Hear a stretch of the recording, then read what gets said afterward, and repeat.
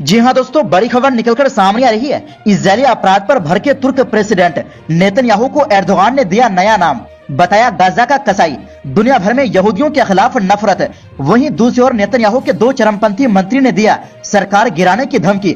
आखिर क्यों? इस बीच वेस्ट बैंक में खेल रहे थे दो फिलिस्तीनी बच्चे, इजरायली सेना ने गोली मार कर दी हत्या। सीसीटीवी में कैद हुआ हैवानियत। वहीं हमास ने रिहा होते मुस्कुराते बंधकों का जारी किया वीडियो, तो इजरायल को नहीं हुआ हजम, लगाया प्रोपेगेंडा का आरोप। इस बीच जापान में अमेरिकी सैनिकों के साथ बड़ा हादसा, विमान हुआ क्रैश, सभी की मौत। जानेंगे क्या है पूरी खबर, सब कुछ हम आपको इस वीडियो में बताएंगे, तो आप मेरे साथ इस वीडियो के आखिर तक बने रहिए। तो बिना टाइम लेते हुए बात करते हैं खबरों की। जी हां दोस्तों, तुर्की के राष्ट्रपति रजब तैयब एर्दोगान ने इजरायली प्रधानमंत्री बेंजामिन नेतन्याहू को गाजा का कसाई कहा है। उन्होंने आरोप लगाया कि नेतन्याहू दुनिया भर में यहूदी विरोधी भावना फैला रहे हैं। बता दें कि इस वक्त दुनिया भर में यहूदियों के खिलाफ नफरत बढ़ गई है और जिसकी वजह है इजरायल द्वारा फिलिस्तीनियों पर बर्बर हमला करना। दुनिया भर के देशों में आज यहूदी समुदाय डर के साए में जी रहे हैं और खुद एक सर्वे में इसका खुलासा हुआ है। बताया जा रहा है कि एक बार फिर यहूदी समुदाय को अपनी पहचान छुपाने के लिए मजबूर होना पड़ रहा है। दरअसल इजरायल के लगातार जुल्म सितम से तंग आकर पिछले 7 अक्टूबर को फिलिस्तीनी सशस्त्र समूह हमास ने इजरायल में विभिन्न अवैध बस्तियों पर हमला किया था। उस हमले का बदला लेने के लिए इजरायल ने गाजा पर 1.5 महीने से ज्यादा समय तक अंधाधुंध बमबारी की। एर्दोगान ने शुरू से ही इजरायल के इन बर्बर हमलों की निंदा की है। उन्होंने इजरायल को आतंकवादी राज्य और हमास को आजादी का जंग लड़ने वाला मुजाहिदीन का ग्रुप भी कहा है। बुधवार को तुर्की के राष्ट्रपति ने एक बार फिर जायूनी इजरायल की कड़ी आलोचना की।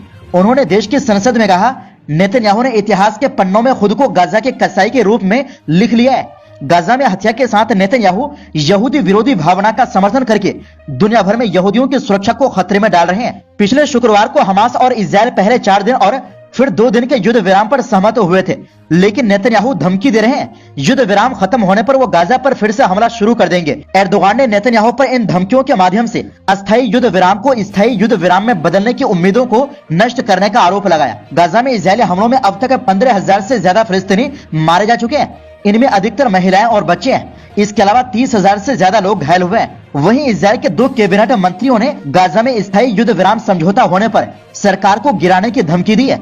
इजरायल के प्रधानमंत्री बेंजामिन नेतन्याहू के संघीय कैबिनेट के 2 मंत्रियों ने नेतन्याहू को धमकी दी है कि अगर गाजा में स्थायी युद्ध विराम यानी पूरी तरह युद्ध बंदी समझौता हुआ तो वो सरकार को उखाड़ फेंकेंगे।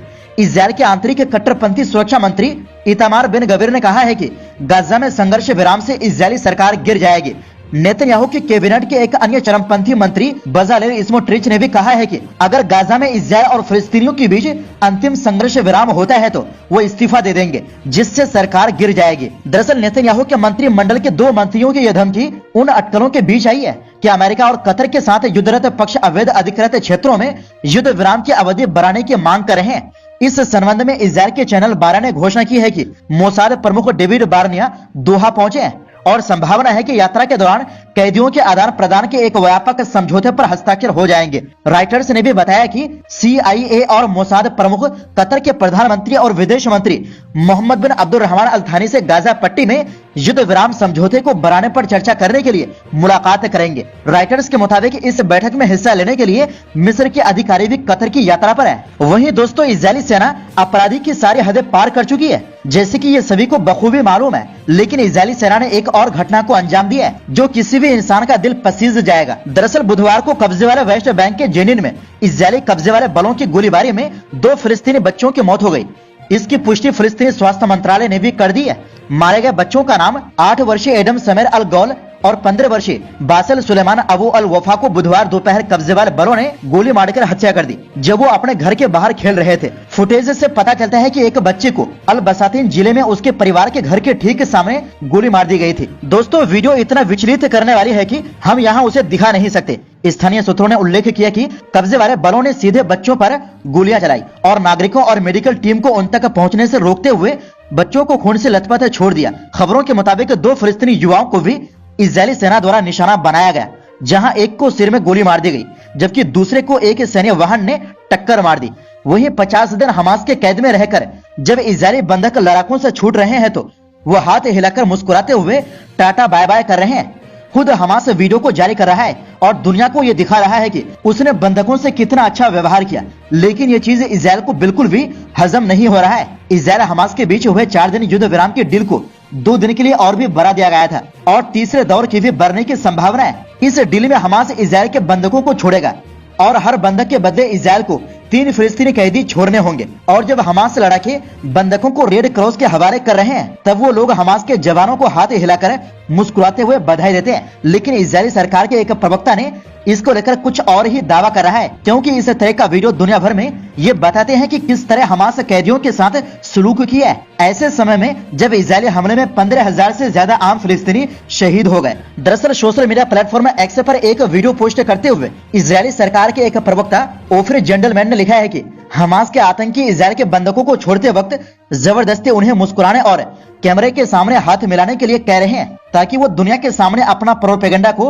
रख सके कि उसने बंधकों के साथ अच्छा व्यवहार किया। सिर्फ जेंटलमैन नहीं बल्कि अन्य लोग भी इसे हमास के एक चाल मान रहे हैं, जो इजराइल समर्थक है। माना जा रहा है कि हमास ऐसा करके दुनिया का समर्थन हासिल करना चाहता है कि युद्ध का कारण चाहे जो रहा हो, लेकिन जो बंधक उसने बनाए उनके साथ अच्छा व्यवहार किया। लेकिन सवाल ये कि बंधकों के साथ कैसा सलूक करना चाहिए था, क्योंकि इजराइल को तो यह हजम नहीं हो रहा है। हालांकि मीडिया रिपोर्ट्स के मुताबिक इजरायली बंधक जिसे हमास ने छोड़ दिया, उनका कहना है कि उसे सिर्फ खाने की दिक्कत हो रही थी, इसके अलावा किसी भी तरह की कोई परेशानी नहीं हुई, उसके साथ कोई बदसलूकी नहीं किया गया। यानी इजरायली मीडिया जो कह रहे हैं कि मनोवैज्ञानिक युद्ध में हमास से पहल कर रहे हैं, ये सच है और इजराइल की हरकत की पूरी दुनिया में थू थू हो रहा है। वहीं आपको बता दें कि अमेरिकी सैन्य विमान V-22 ओस्प्रे बुधवार को जापान में याकुशिमा द्वीप पर हादसे का शिकार हो गया। विमान में चालक दल समेत 6 लोग सवार थे। तुरंत इनमें से एक जवान की मौत की पुष्टि कर दी गई थी। जापानी मीडिया के मुताबिक हादसा V-22 ओस्प्रे विमान के एक इंजन में आग लगने की वजह से हुआ। बताया जा रहा है कि ये जहाज याकुशिमा एयरपोर्ट पर उतरने की कोशिश कर रहा था। यह जापान में ओस्प्रे विमान क्रैश होने की दूसरी घटना है।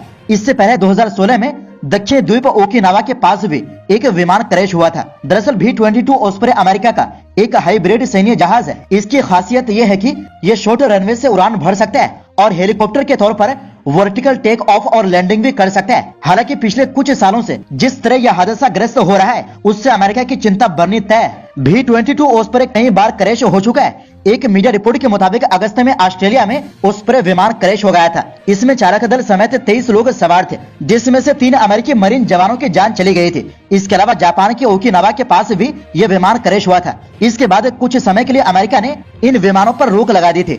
जापान में दुर्घटनाग्रस्त हुआ विमान प्लेन और हेलीकॉप्टर दोनों तरह से उड़ान भरने में सक्षम है। इसका प्रयोग अमेरिकी मरीन और नौसेना करती है। इसके अलावा जापान भी इस प्लेन का प्रयोग करता है। हालांकि हाल ही में हुई इस तरह क्रैश होने की घटनाओं से इस विमान की सुरक्षा को लेकर सवाल उठ रहे हैं। हालांकि अमेरिका और जापान दोनों विमान को सुरक्षित मान रहे हैं। तो दोस्तों, इस पूरी रिपोर्ट के बारे में आपकी क्या राय है? अपनी राय कमेंट बॉक्स में जरूर दें। इस वीडियो में बस इतना ही। तब तक देखते रहिए MW न्यूज।